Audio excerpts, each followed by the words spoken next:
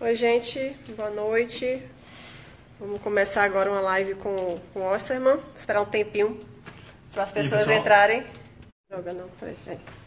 Encerrou? Não, acho que não. Você está dizendo ao vivo, não encerrou. Não, encerrou. Tá. Vou deixar aqui. A gente está sem cinegrafista aqui, então eu estou aqui fazendo uma gambiarra para conseguir segurar a câmera. Agora foi. Opa, e aí pessoal, tudo bem? Tá no teu perfil ou na tua página? Tá na minha página. Então pessoal, todas as páginas, bom, quem tá vendo obviamente já tá na tua página, tá. Então não precisa ser Imagino convocado na tua página, diferente de mim que estou entrando na página da Priscila aqui e de lá vou compartilhar, olha só esse dedão aqui na câmera, olha aí, olha aí. Você quer ter uma liveception aí? Eu vou compartilhar aqui. Peraí, tá com um delayzinho aí.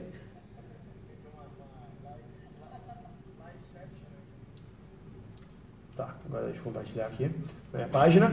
Enquanto isso, Priscila, conta aí sobre o evento que a gente estava. Mas quem quiser compartilhar também, fica à vontade, para aumentar o nosso alcance, eu acho legal. Então, a gente estava agora no evento do lançamento do livro de Sorocaba, a gente atrasou um pouquinho por causa disso. O painel da gente acabou, tem uns 15 minutos e a internet de lá estava ruim para a gente fazer a live, então a gente correu aqui pro hotel para fazer, então desculpa o atraso. Como é que fala pessoal aí sobre o que rolou? Como é que tava o evento aí? A gente participou de um painel bacana agora, né? Foi eu, a Priscila. Você tá me entrevistando aí? Eu tô na verdade, pra enfim.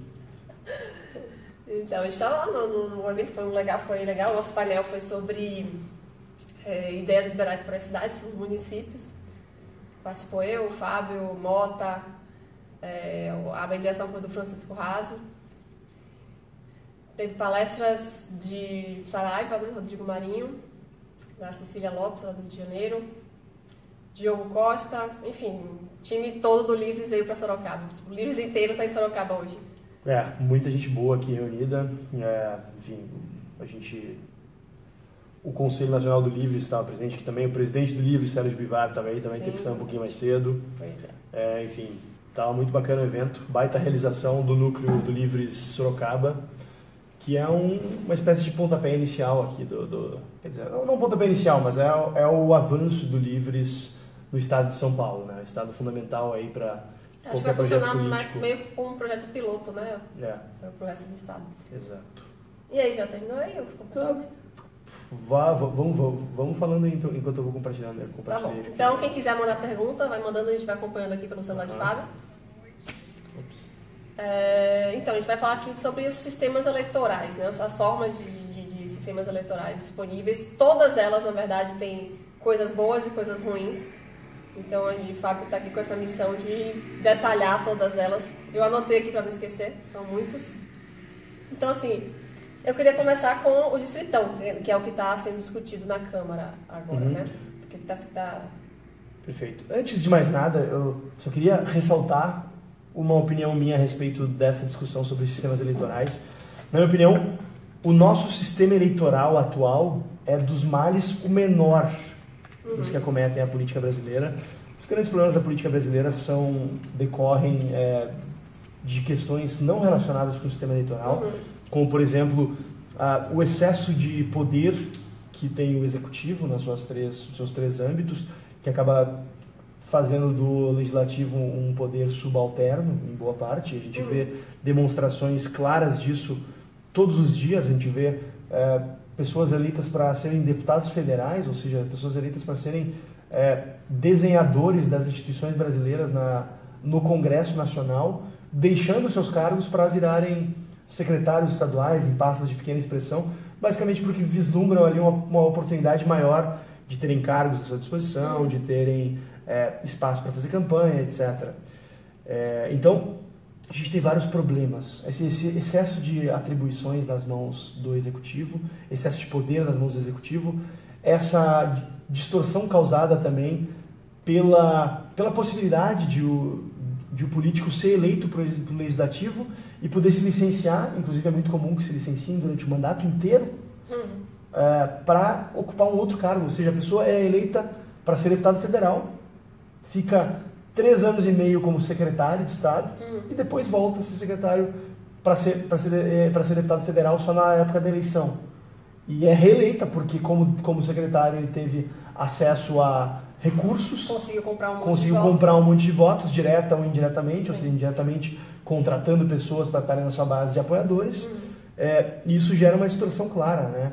A gente tem outros diversos problemas também, como a disponibilidade de emendas parlamentares, que são um processo também... Tem um pai falando que o vídeo travou. Confira aí no seu se está funcionando.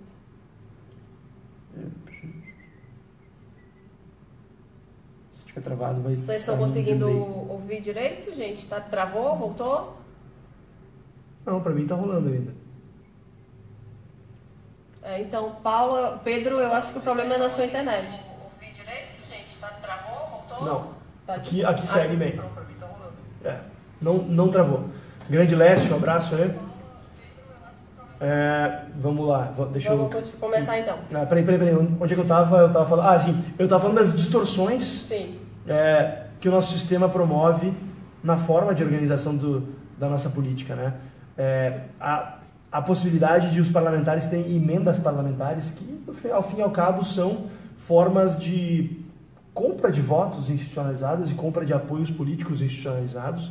Também esse processo promíscuo de cooptação de políticos e de candidatos e de partidos por meio do aluguel de legendas para conseguir tempo de TV, para conseguir ter número de deputados para estar em debate na TV, etc. Enfim, ou seja, tem uma série de incentivos perversos na política brasileira que acaba gerando problemas sérios que, infelizmente, não vão ser enfrentados por essa reforma.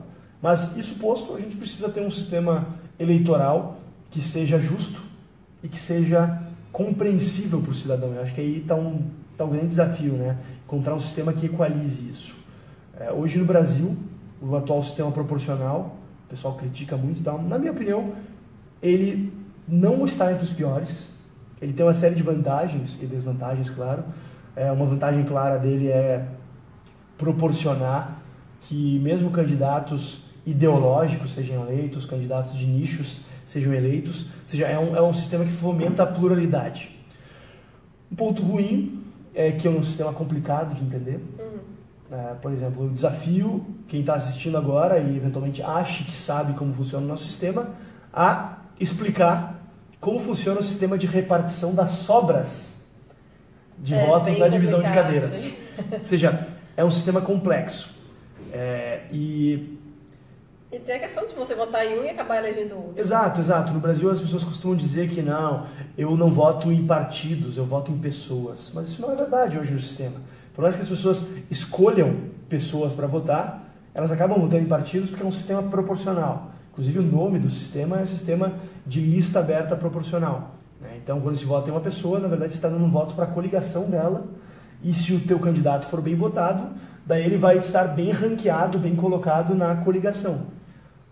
Mas, então, o Distritão teria algumas vantagens em relação a isso. Não está aparecendo aqui, bom, enfim. Já compartilhei em um dos meus perfis e na página, então pronto, vai bombar. Já temos um bom começo aí. Então, o Distritão, por um lado, ele reforça, de certa maneira, o papel das oligarquias partidárias. Ele, por outro lado, e por que ele reforça o papel das oligarquias partidárias? Basicamente porque ele força a que se diminua o número de candidatos, né? Porque se no voto proporcional faz sentido que o partido lance muitos candidatos para gerar uma espécie de cauda longa dos candidatos. O exemplo que eu costumo dar é o exemplo do Marcel Van Hatten, que foi candidato a deputado estadual em 2014, que sob um sistema de distritão dificilmente ele teria conseguido uma vaga para se candidatar. Por quê? Porque os deputados do partido dele não iam gostar de tê-lo saindo como candidato e ameaçando a votação deles mesmos, que eram e são quem manda no partido. Mas isso no partido da velha política. Sim, num partido como o Livres, por exemplo, acho que não seria diferente. Num partido como o Livres, um partido como o Novo, em que se tem mecanismos institucionais para barrar a cacicagem e tal, inclusive o Livres a gente está desenvolvendo uma plataforma para a participação dos filiados, para que os filiados possam se engajar em um sistema meritocrático para ocupar seu espaço e ganhar reputação dentro do partido. Mas, então, esse é um problema do do voto do tal do distritão. Né? Se alega também que é um sistema que encareceria as campanhas. Não se tem como afirmar isso. O que se tem como afirmar é que a tendência seria de diminuir o número de candidatos, o que, de certa maneira, diminuiria os custos eleitorais, tornaria mais fácil de o eleitor entender, porque realmente o distritão é um sistema simples.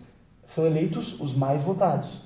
Por exemplo, o estado de São Paulo, são 70 vagas para a Câmara Federal, os 70 mais votados são eleitos. Acabou. Independente de partido, independente de coligação, na verdade, com o distritão se acabam as coligações, coligação deixa de fazer sentido, e o distritão acaba também colocando na prática essa espécie de fetiche do brasileiro de querer votar na pessoa e não no partido. Porque a gente falou que tá travando. Deixa eu abrir aqui na minha página. O Emílio falou que não, tá tranquilo. Pra gente acompanhar as perguntas. Então o distritão teria esses problemas, como virtudes eu disse, o distritão é um sistema simples de entender. Sim.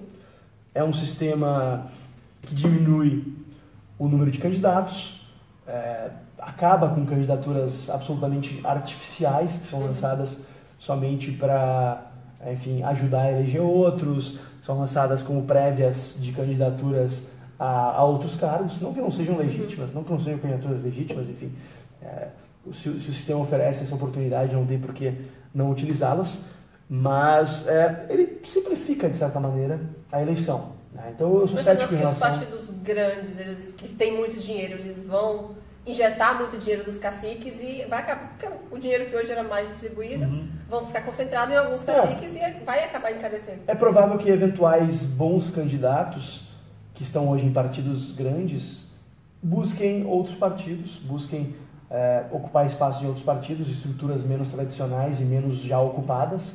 Como é o caso do Livres, por exemplo, que está no processo ativo de recrutamento de lideranças Brasil afora, enfim.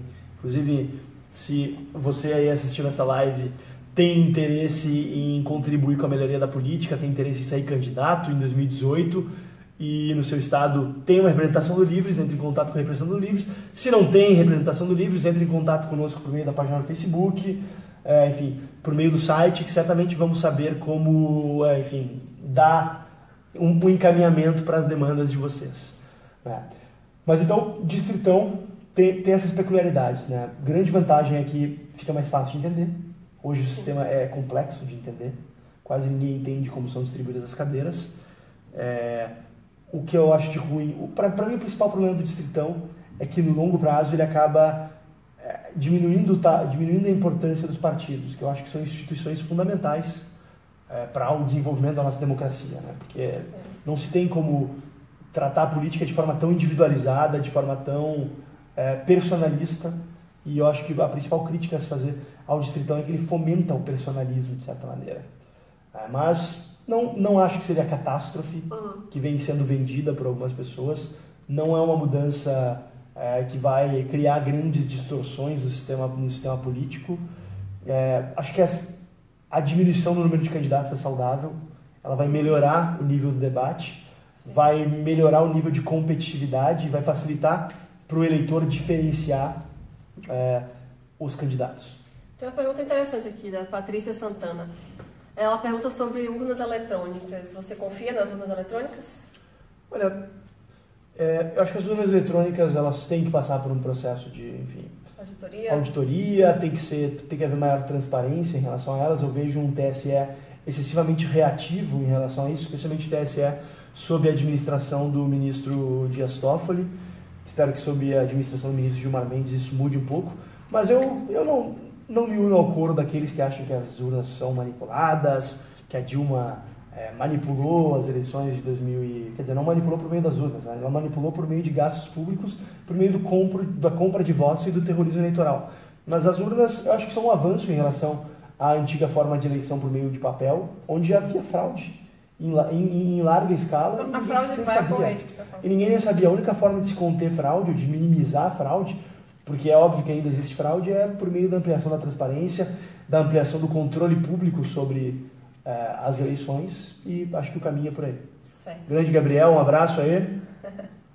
Pode deixar que eu tô de olho aqui na moça hoje à noite. Nós estamos indo para São Paulo logo mais aqui. Pronto, o distritão é uma coisa, o distrital é outra coisa. Qual é a diferença? Então, o distritão, ele tem esse nome porque ele transforma, diferentemente do voto distrital, que divide o país em pequenos distritos menores do que os estados, o distritão pega um estado, por exemplo, o Rio Grande do Sul vira um distrito, de certa maneira, onde são eleitos o mesmo número de candidatos, mas a lógica é diferente do sistema proporcional, onde são eleitos os candidatos baseados na proporção de cadeiras que as suas coligações fizeram jus na votação. No distritão, são eleitos somente os mais votados, o que é típico do sistema distrital. Né? Mas o voto distrital puro, o sistema eleitoral distrital puro, é bem diferente do distritão. Nesse sistema, se dividiria, portanto, os estados em distritos menores. Aí já entra a questão se dividiria o país inteiro. Por exemplo, para eleger deputado federal, eu acho que o mais justo seria dividir o país inteiro em 513 distritos, mais ou menos 400 mil, porque é o número de deputados federais. Ah, sim. Pegar o número de deputados federais e dividir em 513 distritos. E colocar... Daria quantos habitantes por distrito? Daria mais ou menos 400, 500 mil habitantes por distrito. Seria um dos países com maiores distritos do mundo. No Reino Unido, por exemplo, é cerca de 80 mil cada distrito. Nos Estados Unidos é um pouco mais que no Brasil, mas como o comparecimento eleitoral lá é muito menor, então não chega a ser tanto. Então, acho que o mais razoável seria se dividir, se fosse implementado o distrital puro, dividir, ou mesmo se viesse a ser implementado o distrital misto. Eu vi que o Jean Batista, um grande abraço para o Jean aí do Livres do Amazonas, se fosse implementado o distrital misto, teria que se fazer, o Jean falou que ele acha que vai ser implementado o distrital misto a partir de 2022, se fosse se fazer isso, existem dois caminhos. Existe o caminho daquilo que eu acho correto, que é dividir o país igualmente em 513 distritos, que é o número de deputados federais, e a partir das densidades populacionais se dividir em 400 e poucos, 400 e poucos mil, etc. A gente teria talvez alguns problemas, porque tem alguns estados que tem pouco mais de 400 mil, o caso de Roraima, por exemplo, que não chega a ter 800. Então, tem também a questão se pegaria a população ou o número de eleitores. Né? Pegando o número de eleitores, se criaria subdivisões menores ainda, ou seja, não é também um sistema fácil. Mas a grande questão é dividir o país inteiro ou se pegar os estados hoje e dividi-los pelo número de cadeiras que eles têm na Câmara, por exemplo. Pegar o Rio Grande do Sul e dividir em 31. Pegar São Paulo e dividir em 70. Porque o distritão, as campanhas vão ficar muito caras, porque na Bahia, por exemplo, a pessoa teria que percorrer 417 municípios. Mas já é assim hoje, né? Quer dizer, não é tanto porque os candidatos dividem tarefas e botam seus candidatos para sair em regiões. Que é a pergunta até do Davidson aqui. Se o distritão diminui a possibilidade de renovação? Sim, né? Senão o pessoal lá de Brasília não estava propondo isso. Eu não estou tão convencido dessa tese. Eu não estou tão convencido do impacto disso. Eu acho que ele não ajuda, não fomenta a renovação como deveria. Mas eu não acho que vai haver tanta diferença em relação ao atual sistema. Porque os novos candidatos, geralmente, no seu lançamento, acabam sendo muito bem votados também e tal. E acho que esse ano vai ter um apelo muito grande de novas candidaturas que visam a trazer renovação. Mas porque esses políticos tradicionais, eles não vão estar de voto ideológico. As pessoas não votam deles porque eles têm ideias legais. Votam porque deu cesta básica, porque asfaltou a rua, porque, enfim, dá alguma coisa. O tipo de política que eles fazem é de outra forma. Então, acho que vai continuar sendo uma coisa meio desigual, né, pra gente. Sim, exato. Que briga. Quer ir falando sobre cada um dos sistemas ou vamos respondendo as perguntas? Vamos respondendo as perguntas aqui. Tiago. Eu ali perguntando, moro na Bahia, Priscila vai se candidatar? Emílio. Não sei, quem sabe, Emílio, quem sabe, tô pensando. Bora! Tiago aqui, perguntando sobre o parlamentarismo, se ele funcionaria sem uma monarquia. Certamente, não há nenhum, apesar de alguns países no mundo serem monarquias parlamentaristas, tem uma série de repúblicas parlamentaristas, Alemanha, Espanha, enfim, tem vários outros países que são sistemas parlamentaristas, ou seja, o chefe de governo é eleito indiretamente por meio da votação para o parlamento. Eu sou um entusiasta do parlamentarismo. Não acho também que seria, enfim, a panaceia, nada é a panaceia, na verdade, não existe uma mudança que fosse resolver os nossos problemas, mas acho que o parlamentarismo traria alguns avanços, como, por exemplo, limitar o potencial destrutivo de impasses institucionais, como foi o caso da Dilma, como está sendo agora, e também torna o processo de barganha e de conquista de maioria um processo mais transparente e um processo onde se pode ter um maior escrutínio público e controle da sociedade sobre isso. Porque as pessoas saberiam mais abertamente quem são os partidos que dão sustentação ao governo e políticos que não querem fazer parte do governo, então em partidos que fariam parte do governo, não faria sentido estarem nesses partidos, né? Então acho que é um processo que dá transparência à formação de coalizões ou mesmo à cooptação. Essa semana a gente teve no programa do PSDB eles usando essa expressão muito interessante, presidencialismo de cooptação, em vez do clássico presidencialismo de coalizão. Eu achei muito interessante também porque o PSDB falou sobre autocrítica no seu programa, mas não fez autocrítica em relação ao fato de que o partido, apesar de criticar o presidencialismo de cooptação, tem hoje 4 ministérios no governo Temer, né? Enfim, coisas da vida, né? Idiosincrasias da nossa política. Mas então, enfim, eu pessoalmente sou favorável ao parlamentarismo, não sei qual é a tua opinião. Eu não tenho opinião formada sobre esse assunto, eu acho que é bem polêmico. Davidson de novo.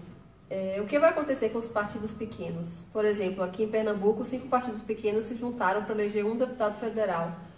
Eu acho que se for o distritão, acho que não vai ter muita diferença. As pessoas vão votar em pessoas do partido. O distritão não vai ser especialmente ruim para partidos pequenos. O que existe uma tendência é que partidos pequenos sem identidade ideológica acabem perdendo a razão de existir, né? O que é bom. O que é bom, mas acho que o principal que faria com que...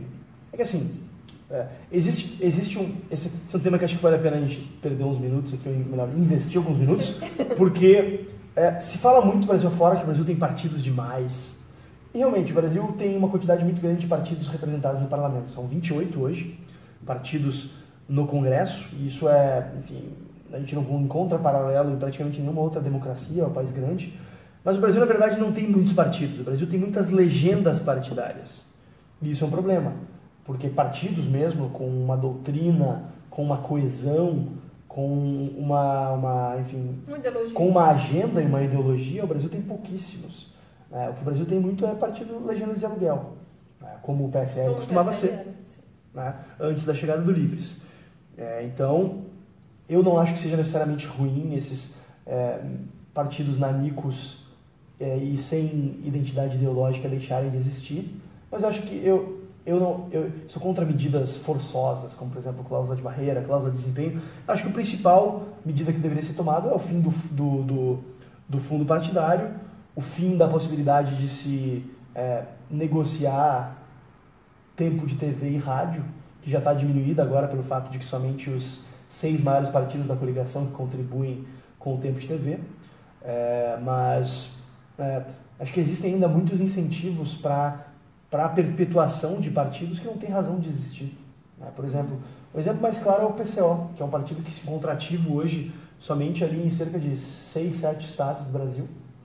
E é um partido que recebe aí R$1 milhão de fundo partidário por ano e sabe-se lá o que fazem com esse recurso. É um partido artificial, como vários outros aí que existem, e que está aí, e que são players do nosso sistema político, infelizmente. Mas o distritão, não vejo por que ele fosse acabar ou ameaçar partidos menores, ideológicos, como, por exemplo, Livres, o Novo... O pessoal não está gostando muito dessa história, mas não afeta exatamente as pretensões eleitorais deles, porque eles, historicamente, Brasil afora, eles têm candidatos que costumam ser, inclusive, não eleitos por causa da proporcionalidade, ou seja, um dos casos mais bizarros desses, porque é parte do sistema, claro, mas enfim, causa uma certa impressão de curiosidade, foi a Luciana Genro em 2010, quando ela foi candidata a deputada federal pelo Rio Grande do Sul, e ela foi a 4ª ou 5ª mais votada dos deputados federais, mas não se elegeu, porque o pessoal não se coligou e não fez o mínimo, não fez o coeficiente eleitoral suficiente para ganhar uma cadeira. Então ela acabou ficando de fora, e aí, enfim, 27 deputados que tiveram menos votos do que ela foram eleitos. Verdade. Você falou mais cedo lá na palestra sobre o sistema eleitoral da Austrália. Eu achei bem interessante, porque acaba com aquela distorção do voto útil, né, que te prejudicou tanto na eleição. A Austrália conseguiu vencer isso. Eu queria que você contasse. É um sistema que também não é um sistema exatamente simples, mas é um sistema que funciona basicamente da seguinte maneira. A cédula eleitoral tem os nomes dos candidatos e seus partidos e quadradinhos do lado onde a pessoa bota a ordem do voto.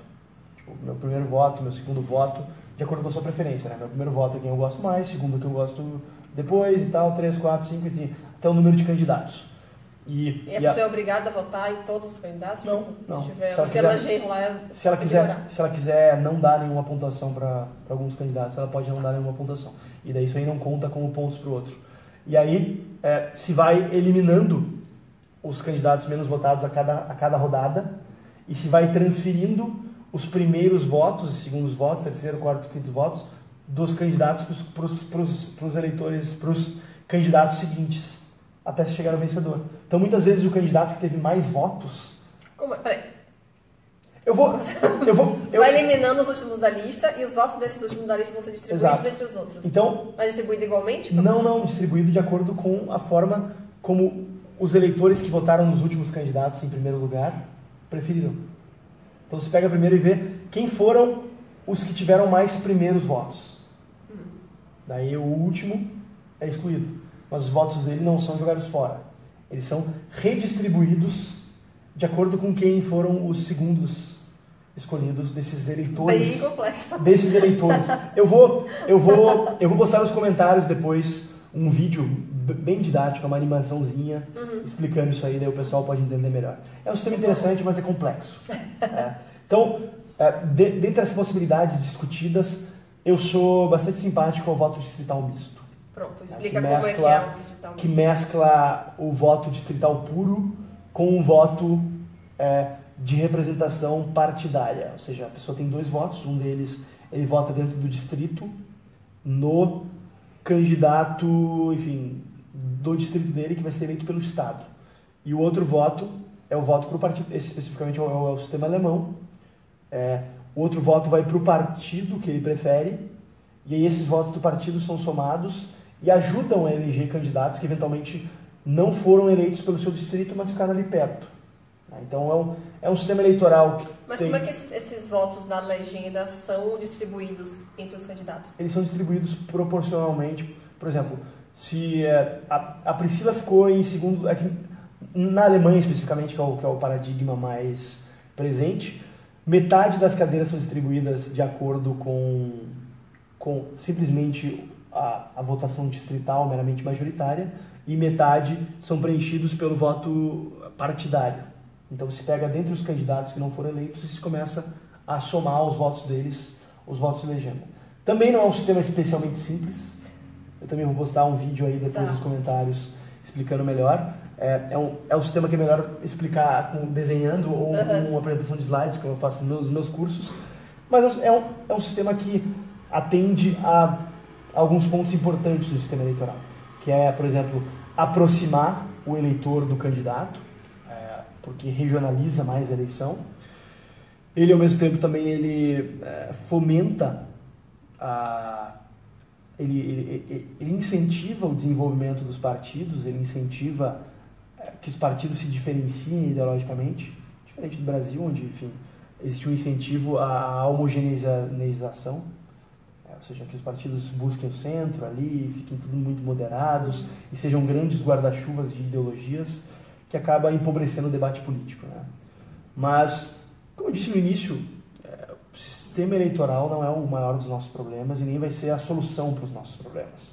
Se a gente não atacar a raiz dos nossos problemas, que é o excessivo poder do Estado, e especificamente o excessivo poder do Poder Executivo, e as distorções criadas por regras que só servem para perpetuar regalias, o sistema eleitoral vai influenciar pouco o resultado final das coisas, né? Hoje ainda a gente tem uma estrutura em que boa parte dos eleitos são eleitos com base em arranjos corruptos, com base na compra de votos, com base em currais eleitorais, com base em acordos espúrios, e isso só vai acabar quando a gente acabar com essa lógica de que ser eleito é um investimento, né? Porque o cara vai estar em posição de usar o seu capital político para conseguir favores para os seus apoiadores, conseguir criar dificuldades para vender facilidades, enfim, mas também não tem caminho fácil, né?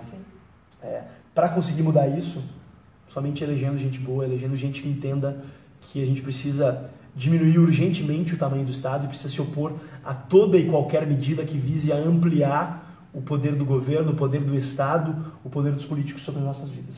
E, Fábio, na sua opinião, qual o modelo que vai ser aprovado no Congresso? Vai ser o distritão ou o distritão misto?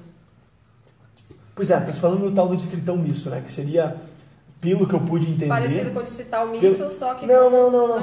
Seria mantendo a lógica do distritão, mas permitindo o voto em legenda, que aí seria... ou seja, a pessoa teria um voto só, diferentemente do distrital misto, onde ela tem dois. Ela teria um voto só e ela poderia optar entre votar no candidato ou votar na legenda.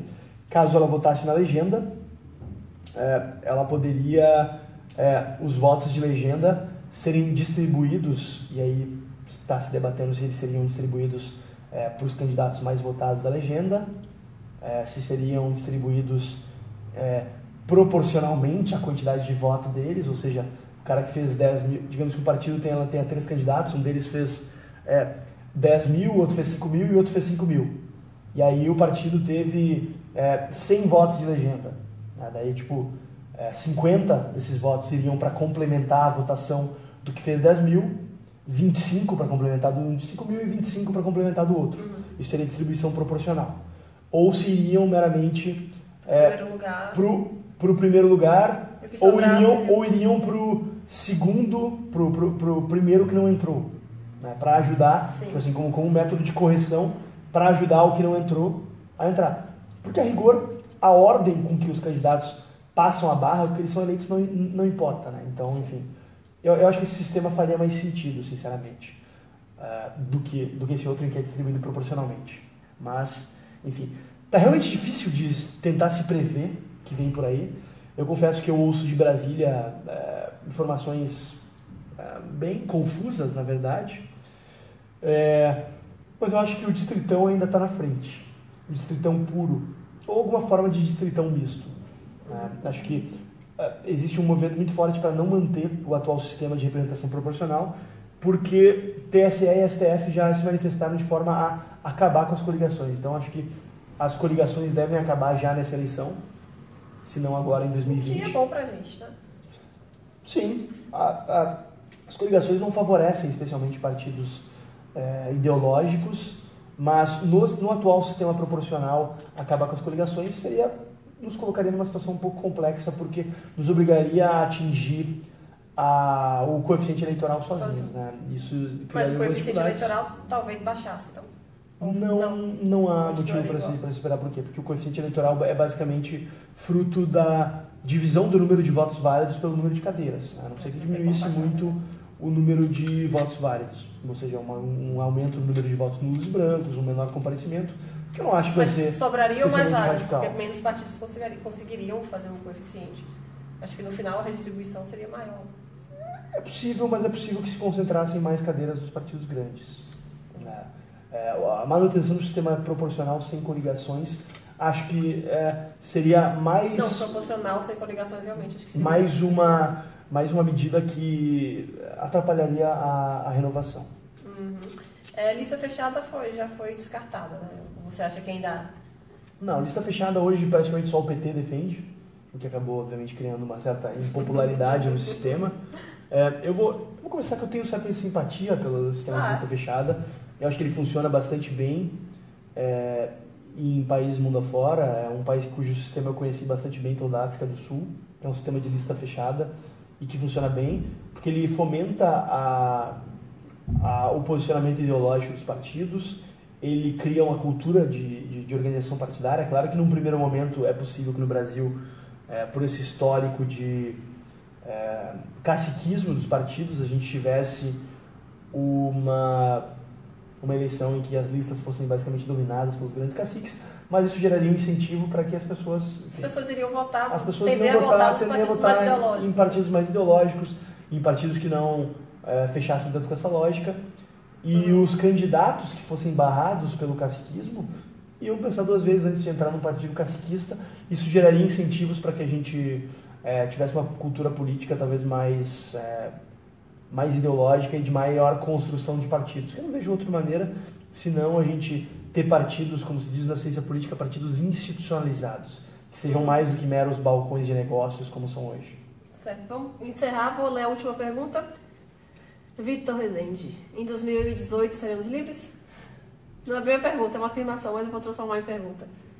Olha, se depender de mim, se depender da gente, podem contar que sim.